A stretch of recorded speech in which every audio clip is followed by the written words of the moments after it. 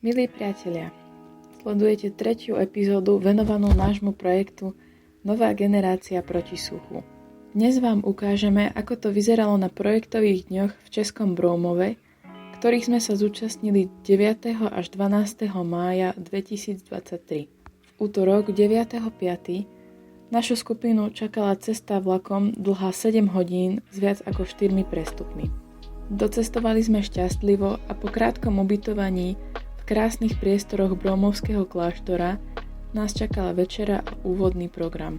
Poznali sme sa so študentmi gymnázia z Českého Náchodu, ktorí sú naša partnerská škola v tomto projekte. V nasledovných dňoch sme intenzívne pracovali na našom návrhu parku.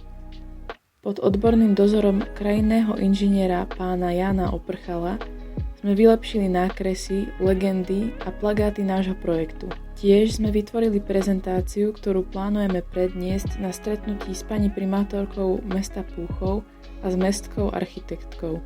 Študenti všetko dokumentovali a vznikli zábery, z ktorých náš filmový štáb za pomoci pána Tomáša Valáška vytvoril ďalšie video. Po poobednejšom programe sme si prešli priestory kláštora a dozvedeli sme sa niečo o jeho histórii.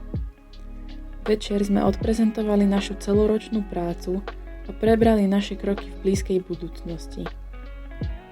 No a po ťažkej práci nás čakalo posedenie pri ohni sprevádzané tónmi gitary. Predposledný deň sme celý strávili v teréne.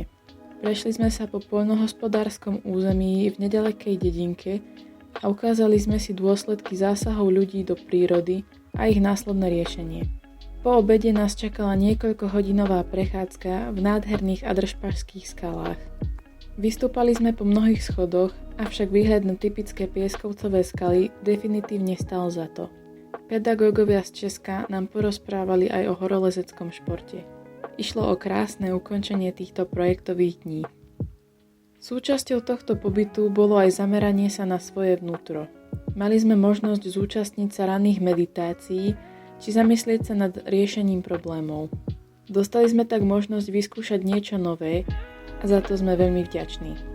Po 3 dňoch strávených v Brómove nás čakala cesta domov a dokončenia nášho projektu. Po vyšeročnej práci nás čaká posledná úloha. Odprezentovať náš projekt pred pani primátorkou.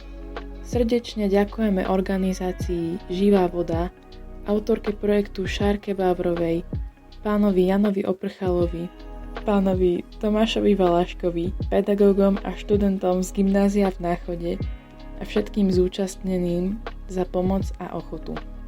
Ďakujeme.